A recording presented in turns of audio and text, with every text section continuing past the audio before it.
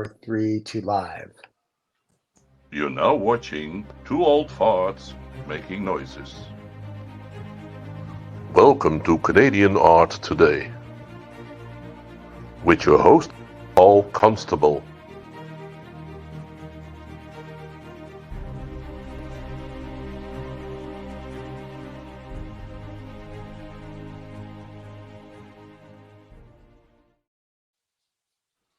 Paul? Good morning. Good. How are Good you? morning. I'm doing well. I'm doing very well. Another show. Last show with the young lady we had did wonderful. People Yeah, loved it. congratulations, Paul. We Congratulations got on lots your yeah. inaugural show, on your premiere. Everybody loved it. Wanted to do very well. She had a lot of views. So Yes, she did. first time, Yeah. it was. Yeah. And they're still coming. So yeah. And people love it. And today we have an equally, from what I understand, and I've seen her work, interesting artist. And I'm assuming she will get tons and tons of views. And she has like a really important job as well, other than being an artist. So hopefully you guys will touch on all that. Yeah, we'll get into some of that. Yeah, it's very, very cool. Yeah. So, Mr. David, you would like to add anything before we bring in the guest? Not really, because like I said, we got lots of compliments back, Paul, from your show. So I think Stephen and I are just going to, sit here and look pretty. Well. Don't even. Just go with. Just say yes. Yeah, okay, there you go. Yes, I'll just say yes, and Okay. enjoy the art. I think, and over to you, Paul. Yeah, we have a very interesting artist today. I appreciate everybody dropping in and joining us for. I think we're gonna talk about portraiture today, and how portraiture really is more than just a picture of somebody. So we're gonna talk to Carol Wylie, who is a full-time artist and administrator as well in a major gallery. So we'll just talk about her and her work and how portraiture is working in her life and how she uses that as expression. So we'll go from there. Okay, I'd love to see Carol pop in. And there she is. The magic of technology. That's the only thing we know how to do, by the way, Carol. So welcome, Carol. Morning. Welcome, Carol. Good morning. Hi. Good morning. Well, good afternoon and good evening, depending on where they are on the planet today. But well, we start at the beginning of the day somewhere, so at some point the sun will drop down the other end. But at least it's nice that everything's kind of live. So, you get a studio in the background there. I see a little bit, or just some. Actually, this is a fake studio. I have to fess up because my studio has really bad Wi-Fi, so I couldn't trust being there for this. So I thought, well, I'll put up 2 paintings in my basement. It'll look studio-like. So. It does. Perfect. Yeah, this is like I'm sitting here in where I am too as well. Right? The background, masking my area out. So, yeah, Carol. So we got back up a little bit here. We've got some information about you a little bit here as well. I read some of that for our viewers. So I think understanding a little bit about portraiture today with Carol Wylie, and Carol comes from a background of I guess we'll say 30 years of portraiture. I mean, and figure drawing, and I have seen Carol over the years, and I won't even say develop, but I just say how she has, I guess, progressed, and how portraiture is really immersed in her, and how she works with her sitters, and we'll talk about her, that importance of how to get something out of a person more than just a figure sitting there in front of you like a stick. So I think we just talk with Carol here about it. And you there, Carol? We'll just. She's right there. Yeah. So in a question to you, just I mean, you've got a background of MFA from Vermont College, and fine arts and BFA in studio art, and BA in psychology from the University of Saskatchewan. So you're quite accredited to what you're doing here. Plus you can paint like a darn. So I really appreciate that. And go through some questions here a little bit. I guess I'll just open with a question here. How challenging really is it to be a portrait artist in Canada? Well, it's challenging in a lot of ways. I mean, doing portrait work is challenging to start. I know I've taught over the years many times and always told my students if they can learn to draw and paint the human figure, they can then have the skills to do anything they want as a subject. Because what you have to learn to do when you do portrait and figurative work is learn to see really well and really accurately. Then how you then decide to present the work, or how it comes through you and your expression of it is your own. But if you can learn to see clearly, then that's the beginning of going where you want to go. And that's what portrait and figurative practice will teach you. Right. So when it comes to a career, Yeah. it's a tricky place because the public galleries can't sell portrait work that as well as easily unless you're like Lucian Freud. It's a hard sell because if you've really captured the person, it's very personal. And I've often had people say that they don't want to have strangers hanging on their wall. So if they don't know the person, they don't want to purchase it. But then in the public gallery world, it's very conventional in terms of contemporary galleries in that it's painting, it's portraiture, it's got a long history. So it's not really what they consider cutting edge artwork for today. So it's a very tricky spot.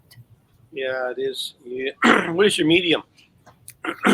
Oil. I've moved to oil. When I was in grad school, I was painting in acrylic, and when I was in grad school, the Vermont program is a part-time program where you go to Vermont to Montpelier a couple times a year for residencies, and then work in your own community, which was perfect for me at the time of life I was doing it. But it meant that you were going to school with students from all over the world, and there was one woman from Guelph that was there when I was during my residency, who was also a painter and had been to London, England, and had just seen a Lucian Freud exhibition and said, Carol, what you're doing is great, but you really have to do it in oil because that's the best way to paint people and to paint human flesh is with oil. Yeah. So I thought, okay, let's give it a try. And once I started, I thought she's absolutely right and never went back. Yeah. Is it kind of a layer process that you work with oil, or is it kind of goopy like Freud?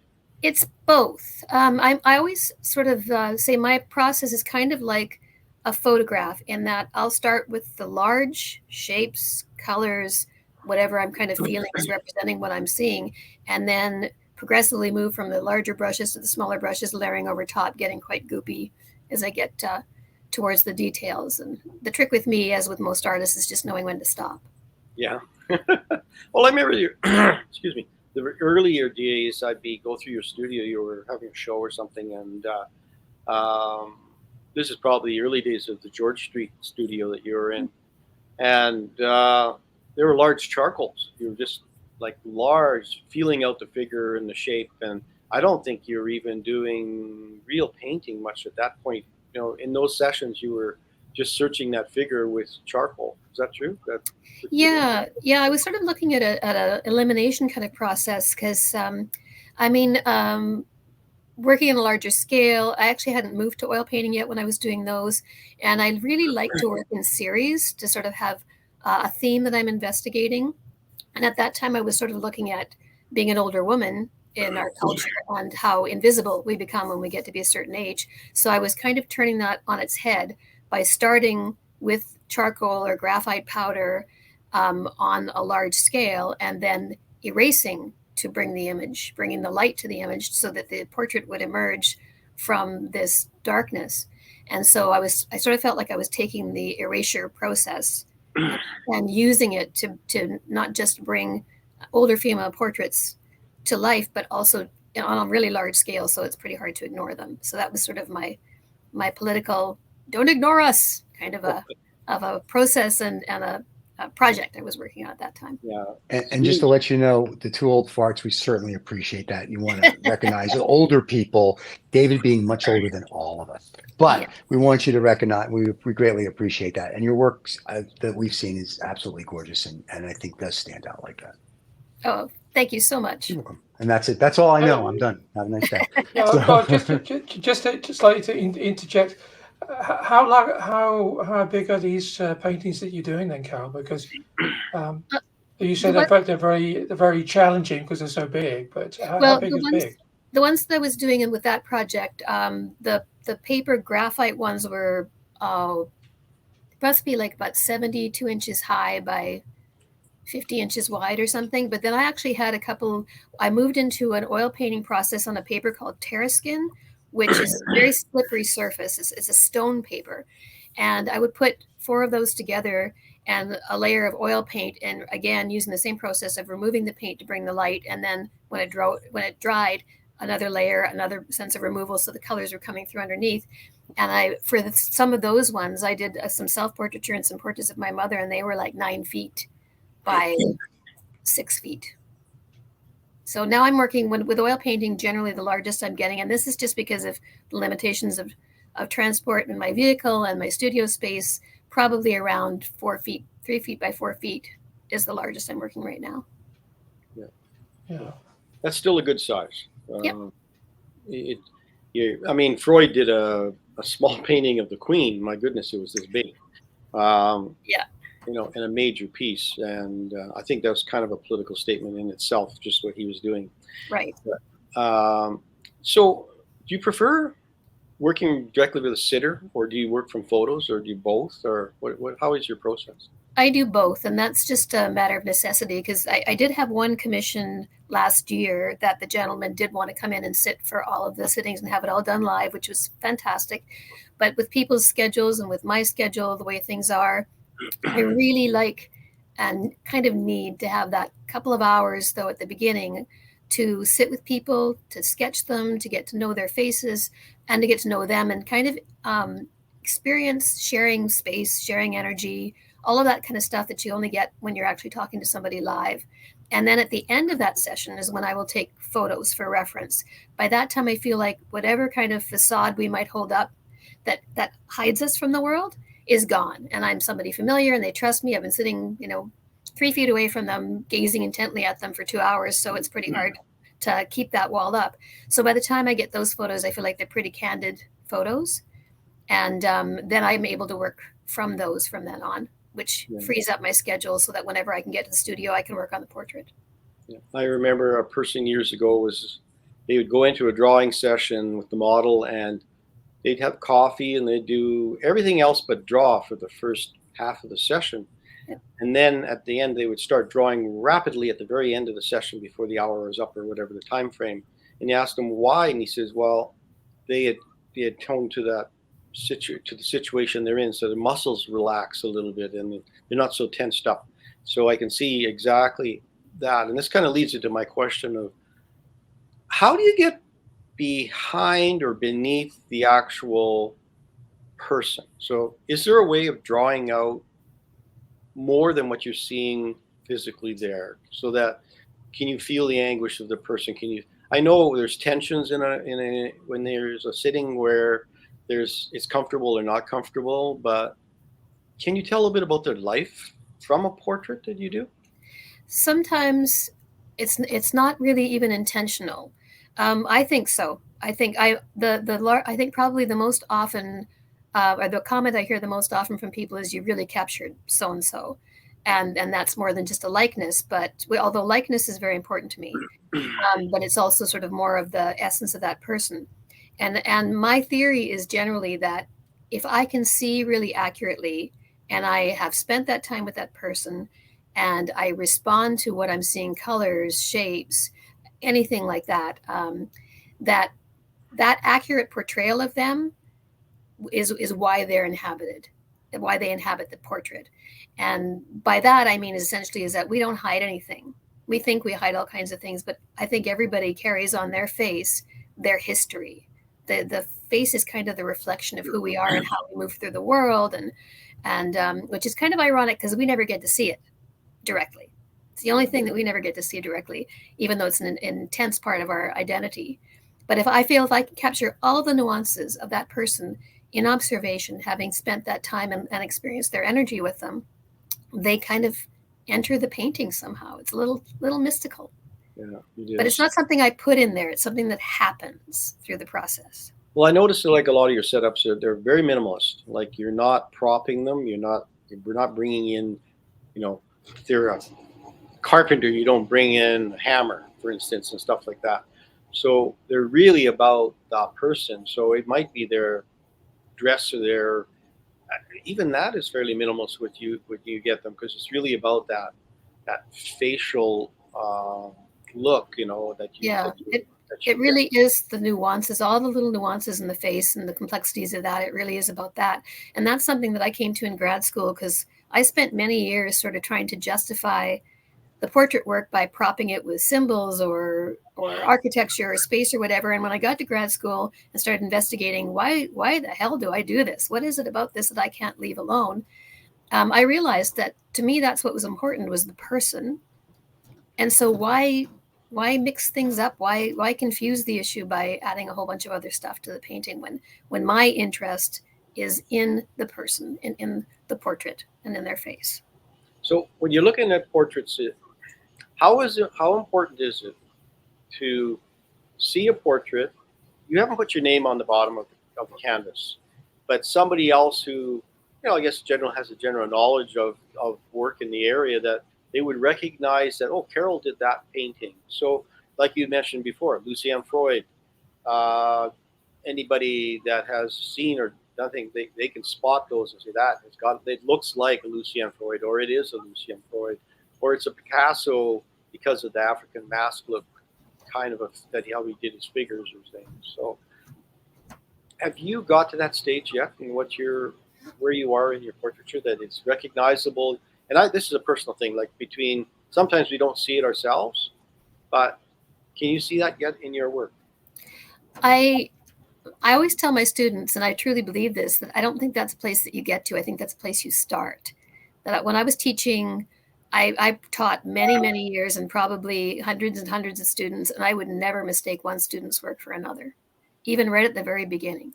Yeah. There's just something so individual about making a mark with your own hand that's attached to your body, that's attached to your brain and your heart and all that kind of stuff that is so incredibly individual, that I think that it just sort of happens. And you can get better at it. Like you can feel that your skills get better and get stronger in your voice as you go on. But I think that's there right at the start. So let's just back up. Do you have favorite portrait artist? Like you mentioned Lucien Freud is one, maybe, but yeah, it's hard. Unfortunately, I was trained in the Western canon, so I probably don't have as wide a range of people to draw on as I should. But I mean, I love Lucien Freud's work. His sort of juicy paints and his nuance of color, the way he painted was really appealing.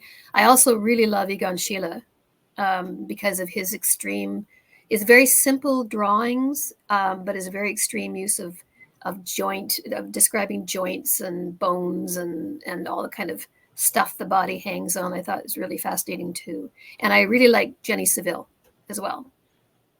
Good. So how important? She's a monumental painter too. Well, how important is that to find?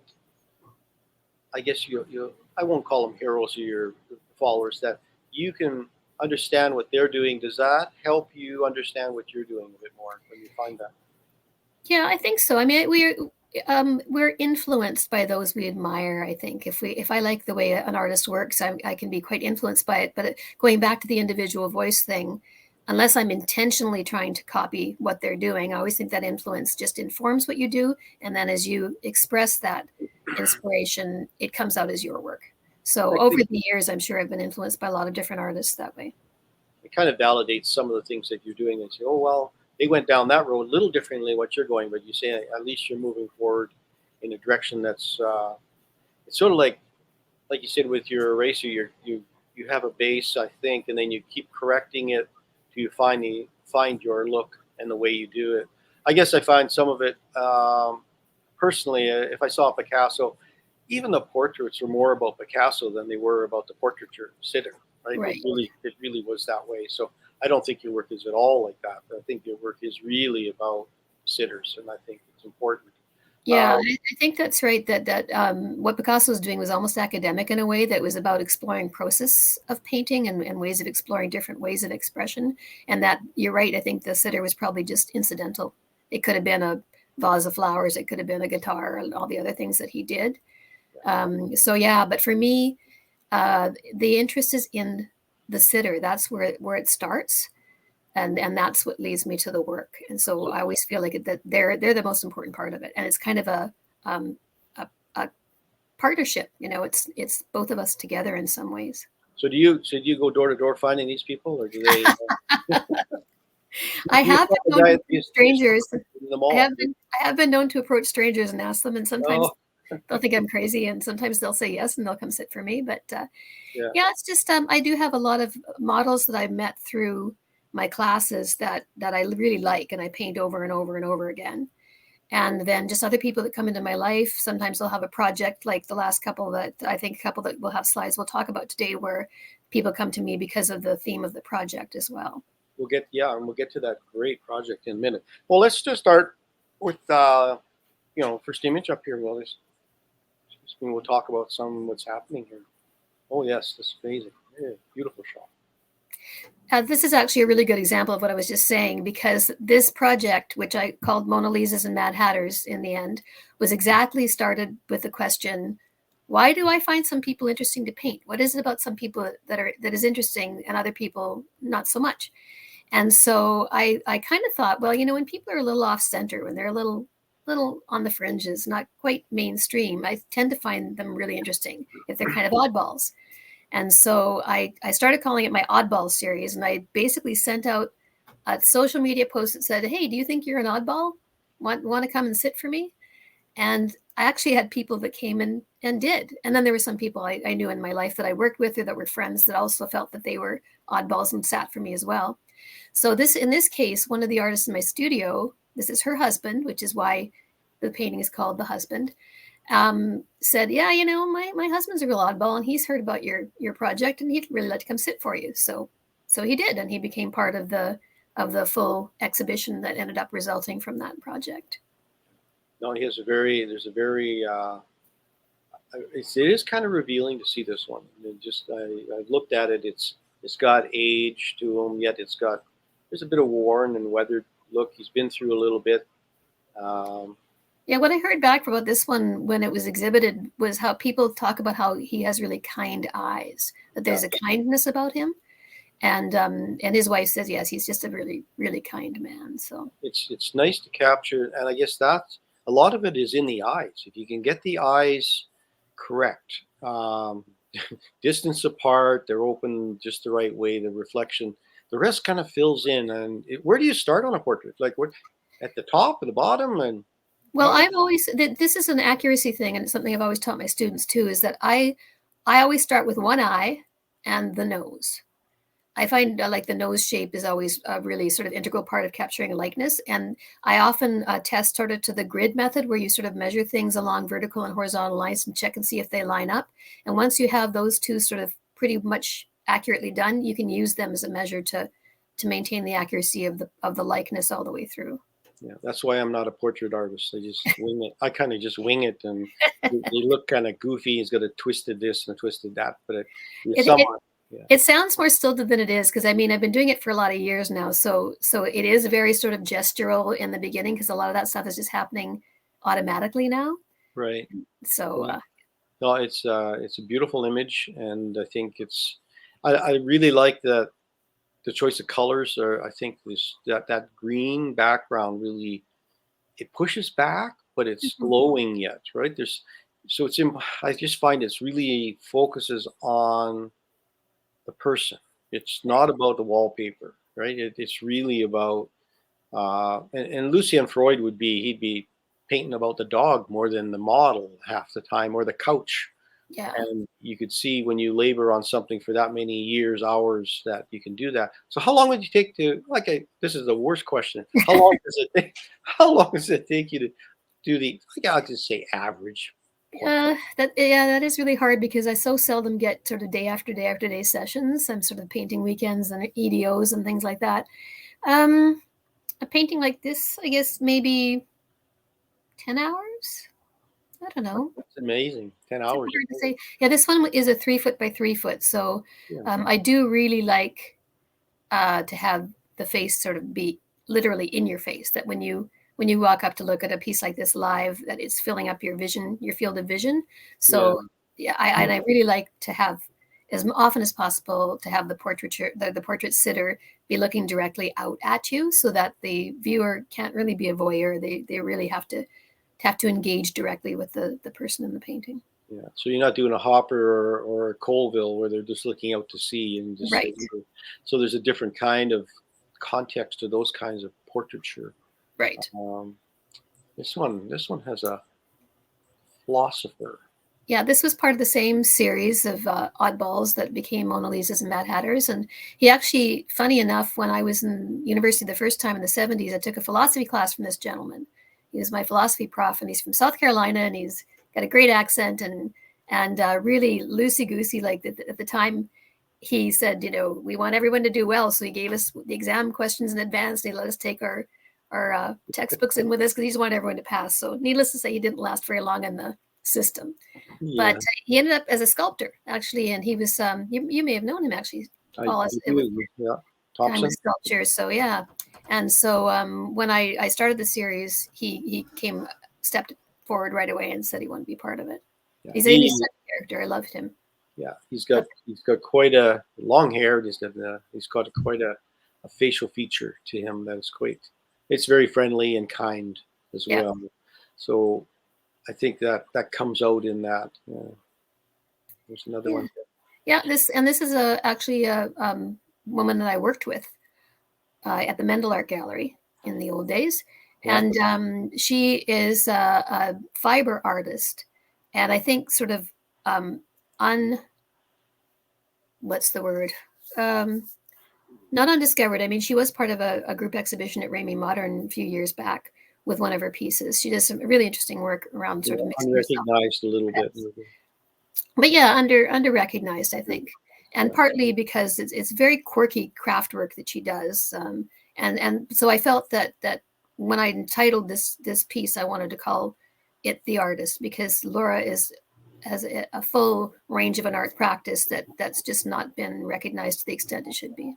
Yeah, I like that it's a little off center too. Like the little slice on the behind her ear, and then the fuller piece is this blue yellow complementary thing going on a little bit, and the red hair is just amazing. Like it just bangs. So I think some of those things really, they're not essential, but they really bring out some of those features. And I think, do those colors just kind of come to you as to?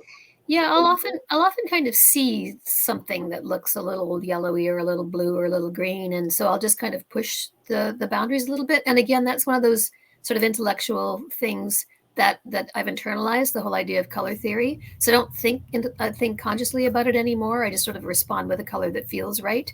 And I think it sort of dates back to I've spent 20 years of my practice trying to get out of my head to be able to just sort of bypass the intellect and just let everything come through me rather than trying to make things happen, let them happen. Yeah. And so I think I'm finally getting to a place in my practice where I can do that. And it's just sort of unintentional, but it happens on its own. You still have your studio space? Yeah. Still sharing a space on 20th Street with the other artists. That's good. Yep. No, you need a stable space, I think, when you work a little hour here, a little hour there, and it's so helpful. And then a space that is in cooperation with other artists, where you can be inspired by what they're doing around you. So if I walk in there, and even if I'm the only one there at that particular point in time, I can wander into their studios and see what they're working on, and get really inspired by that too. Yeah, the group is quite proactive and aggressive, and they're pushing some areas there that I would say 90% of the other ones are not doing much. But I think it's a group that is very strong, very professional orientated. I think I'll leave it at that. I think they're dedicated to their art practice, which is really nice to be. I think you feed off of those things when you find that everybody else is working hard. I better work hard, right? That's right. To justify the space that I'm sharing with these other hardworking artists. Yeah. So it's kind of nice. It's great energy. Yeah. This one, I love the red background on this one. This really brings it out. Scholar. Yeah, this is a coworker, and he was working on his PhD in English literature when we painted this, which is why it's entitled Scholar. But this was one of my first breakthrough paintings, in that when I did this, another friend of mine who's a painter, when he saw it, he said, well, I think this is the best portrait you've ever done. So I thought, okay, they have this every 2 years. They have I guess it's a contest in Canada called Portrait Art. It's a portrait, the Kingston Portrait Prize. That's what it's called. and they stopped for a while during the pandemic, but it's quite challenging to get into it as a finalist. And so I thought, well, I'm going to submit this. I had submitted before and not been chosen. And as a matter of fact, very seldom do they choose an artist from Saskatchewan. It's only happened a few times that one of us has gotten in there. So sure enough, because of Kim's comment, I thought, well, I'll send this one in. And sure enough, it made it into the show, which is great because they choose 30 finalists across the country, and then it gets to tour in Eastern Canada for part of their exhibition. It didn't win any of the prizes, but it still got to be part of the show. So great.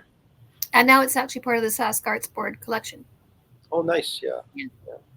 Yeah, you have to put up with the skating judge in the art world. For sure. Yeah. Okay, So your pandemic series. My pandemic series. Yeah. When the pandemic started and I started working from home as everyone else did.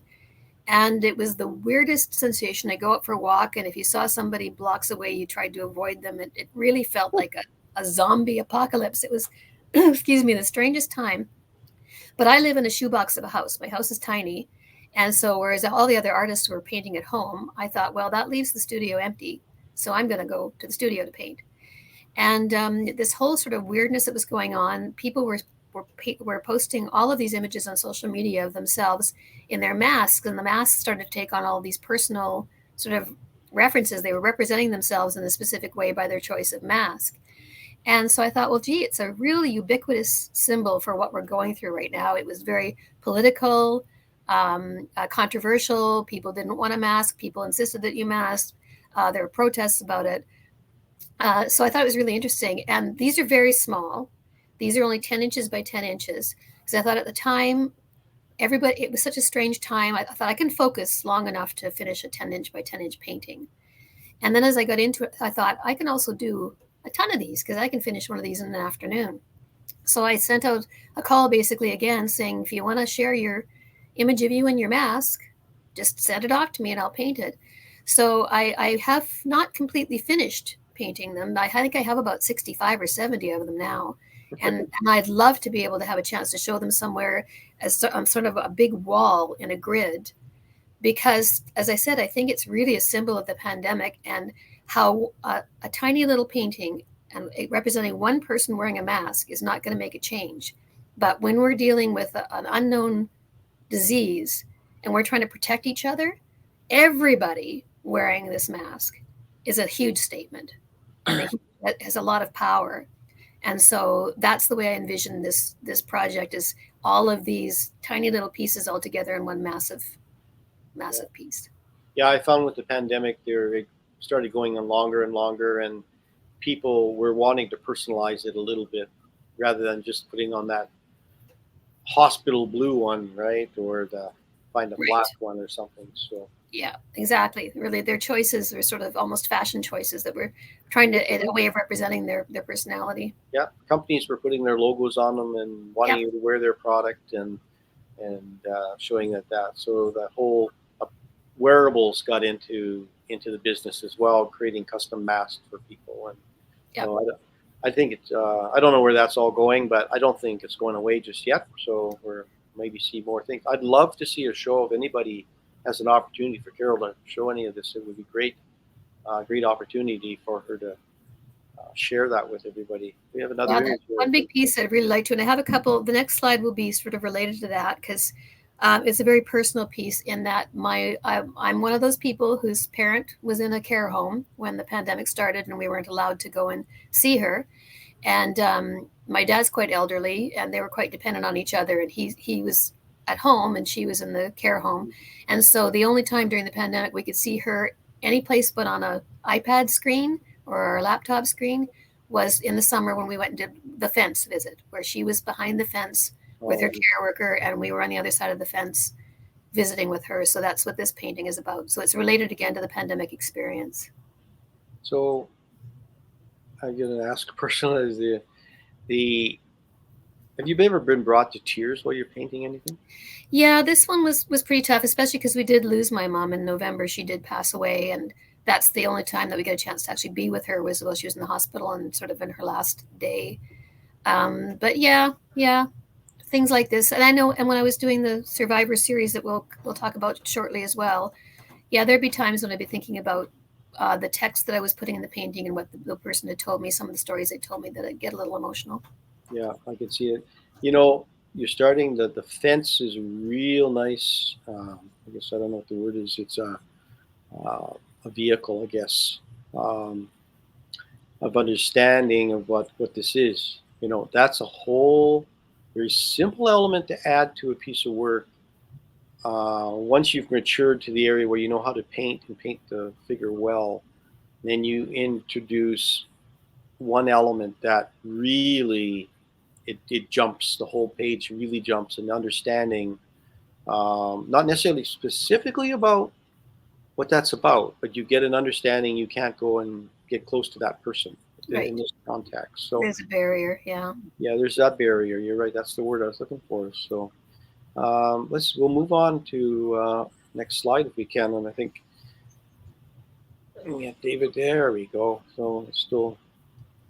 Yeah, and this is my dad. And again, this is representative of that time when he was 90 years old, and he couldn't understand why he couldn't go to the grocery store anymore, but we were doing all of his grocery shopping for him. We were going to drop them off and try not to get too close to him, kept our masks on for the longest time. And I mean, the happy news with this is dad is now 90, going to be 93 next month, and he has not caught COVID. Believe it or not, he has not caught COVID, even though he ended up in the hospital in Winnipeg where he's living now. And with a person in the room who had COVID, they had to move him into isolation because of that. And he still didn't get it. So that was a good thing. But Good on him, yeah. Dad's a real character, and we've become quite close in the last few years because he was mom's caretaker, and then when mom went into a care home, he kind of only had us, and so yeah, we've become quite close in the last few years, and this is my representation of his sort of pandemic portrait. Right. I can almost make out his facial features. I mean, I haven't met him, but I think it's the mask just from breathing takes on the shape. Right.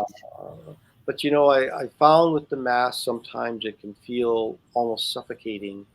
You're not getting as much oxygen that you normally would get. You have Right. sometimes that tired look in your eyes because you're not getting as much oxygen, and it wears you down as well psychologically, I think, as well. But Right. all those things come through, Carol. It is an amazing portrait. No, thank you. It's a great keepsake for you as well. Here's another Bill. Okay, this moves us into the latest project that's been touring, which is called "They Didn't Know We Were Seeds." And it started out as basically with me going to the Holocaust Memorial Service in Saskatoon. I think it was 2015 or 2016, and thinking like it really hitting me hard for the first time, the reality of how elderly these people are getting and how these firsthand experiences are going to be over in a matter of 10 or 15 years, and how important those firsthand experiences are for to battle Holocaust deniers.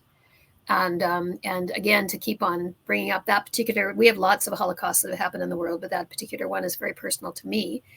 And as I decided I was going to do this series of portraits because it's kind of all I have to offer. If I'm going to bring something to this story, that's what I do. So I thought I'm going to start this series of Holocaust survivors. And then as I settled into it, there's this weird kind of confluence of events that happened.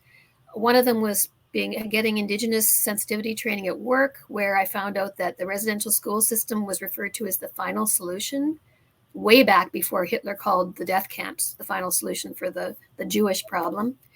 And I started thinking about the assignment of numbers, the removal of names, the separating of families, all the kinds of things that brought the residential school experience sort of side by side with the Holocaust experience, or my understanding of it. And then I went to a community Seder where the rabbi, he's a very progressive rabbi from Colombia, and he always says we got to think about other people when we're thinking about ourselves.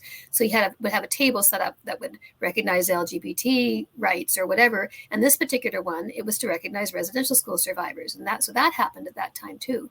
So all of these things kind of pinged in my head, and I thought, I'm a settler in a province that has a really high level of residential school history to it. The Truth and Reconciliation Commission had just been published a couple of years before that. I wondered if I could sort of take a personal step towards reconciliation by adding, basically making part of this project residential school survivors as well.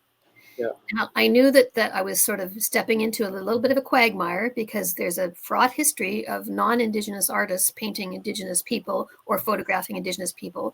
So I took every step I could to make sure it wasn't exploitive, to make sure that every sitter would know exactly what the project was about, where I was coming from, why I wanted to do it, and was totally on board with it before they would be part of it.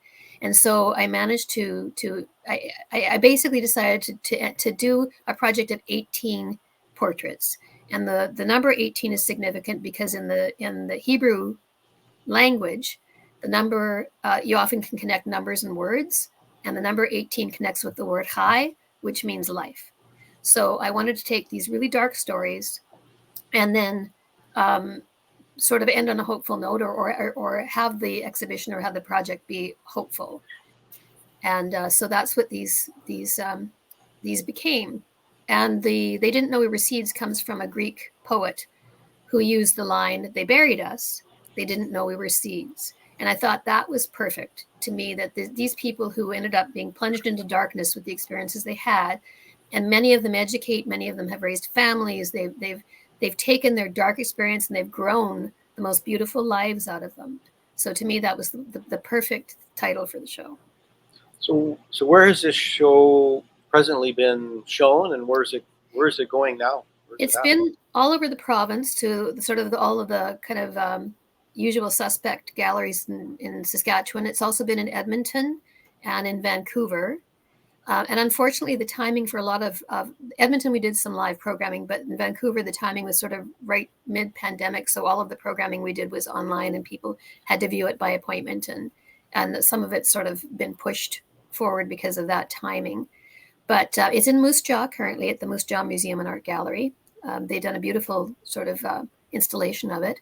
And we did a panel discussion a couple weekends ago with Eugene Arcand, who's one of the residential school survivors, who does a lot of educating around his experience.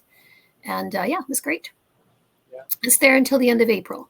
Yeah. Well, I encourage anybody in the area, if you're in the Moose Jaw area, to definitely stop in the gallery. It is a beautiful gallery. And appreciate your time, Carol, for stopping by and letting us talk to you about your portraiture. Oh, you're so welcome, Paul. Thank you so much for this. And if anybody out there, I'm trying desperately to try to get this exhibition east in this country, where they also have a residential school history. So if there's anybody out there that knows of a place that'd be interested in showing that work. Yeah, well, I appreciate that. If not, you can always get Carol on her website, which is scrolling across the bottom of the page. And we'll put everything down in the description, so on YouTube, people that are watching it can go find you. Now, Carol, I have a question. Yeah. We may want a portrait of David, but we want David on a bearskin rug, naked, and a fireplace in the background. No, you don't. So that's what we're looking for. So you could put his head on anybody's body. We're okay with that. And I think his wife would like that. So we're good with that. So we just need to find like the bearskin rug and the fireplace with David's head. The only edit I might make is the fireplace. There you go. Right, the bear in the fireplace, and you can use Burt Reynolds' Playgirl pinup from the 70s, and you can even put the stapler, where it was, and that would be that, and then that's going to be our Hanukkah gift to David this year. So, a new project. Sounds like a new project. There you go. That's it. So let me ask you this, and I will say this: David and I pull out because, like, Paul does a wonderful job. We don't need to really interject, but your work is wonderful. But if somebody sees this and says, and I'm being kind of tongue-in-cheek about that portrait, but not really. But if somebody sees this and goes, I want a portrait of whether it's themselves, their family, whatever it might be, not contacting you is easy. They can do that below. But so how do you charge for something like that? Well, usually according to scale. Okay. I'll charge and medium. I mean, if they want a drawing, it's not going to be as expensive as an oil portrait on canvas. Well, I have to go to the 72-inch monster painting of myself, of course, because he's compensating for many things. Definitely. Yeah, but as a landscape, then. Definitely landscape view. Yes, we don't want to miss any part of you. That's right. No.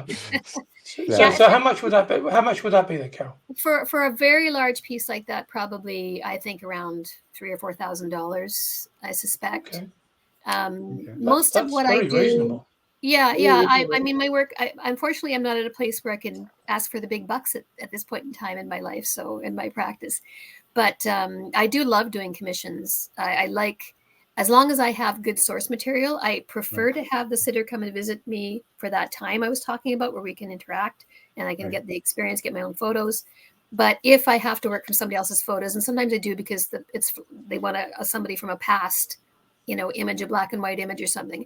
As long as the source material is good, I feel like I can do a good job and make the client happy.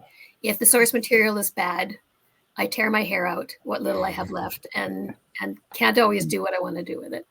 So if somebody offers that they'll fly you to their city to do their portrait, you'd do it. Oh, in a heartbeat. Okay, that's what we want. There you go.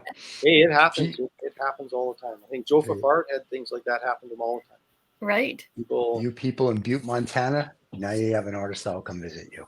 So there you go. Any place. Any place on the we can planet. even drive to that one, I think. I was going to say, right? That's like right across the border.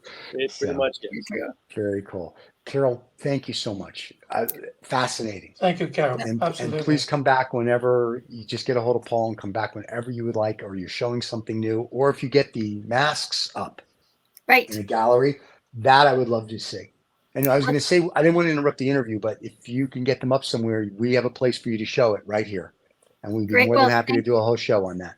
Thank you so much for this opportunity. It's just lovely to chat with you this morning. No, it's we're blessed. We have an opportunity to see your work, and I would never have seen it before. And thank you to Paul for bringing another fantastic guest on. Yeah. And we have I want to plug our next guest. Sure. It's going to be, please, Paul. It's going to be I don't know how to explain it. He's a illustrator for DC Comics. His name's James Grummett, or actually Tom Grummett. James was his brother, but Tom Grummett, and he's one of the team of men that killed Superman in 1996. So we're going to have Tom on our show next Thursday. So it'll be an exciting thing to talk about his the stuff that he's done. It's amazing. Artists we've got around that have these skill sets all across our country as well as the States. There's a lot of really amazing artists that nobody knows about. They really actually know about them, but they think, well, how can they get a hold of them? Right now, Tom's in Portland in Comic-Con, so he travels all over New York, Florida, everywhere doing Comic-Con for DC Comics. So we have him next week. That's very good. The guy who killed Superman. That should be interesting. I'm going to wear a big S. So there you go. Yeah. We're not trying to belittle what we just had, because Carol's she killed it as well. So it's amazing. Yeah. And the Holocaust stuff for me hits home. So that's very nice. So it was it's beautiful. So that's what I'm saying. Whatever you have, whenever you want to come back. No, thank you. It was gorgeous. So appreciate it. All right, Mr. David. This is David's favorite part. He worked very hard at that. So